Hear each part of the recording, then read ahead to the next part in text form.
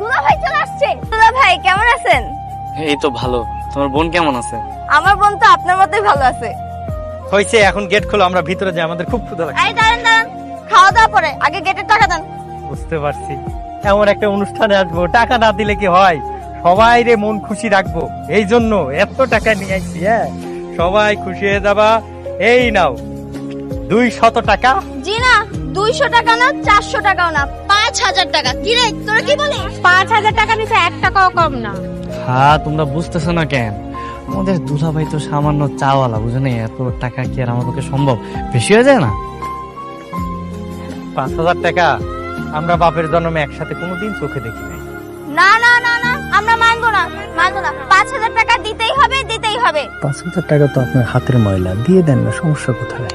আরে বুঝতেছো না কেন? চাওয়ালার ক্যারেক্টারে আছি না, এত টাকা তো দেওয়া যাবে না, বুঝো না? একটা ব্যাপার আছে না? ঠিক আছে সোনামণিরা, 2000 টাকায় সই। কমও না বেশিও না, নিলে নাও, না নিলে না।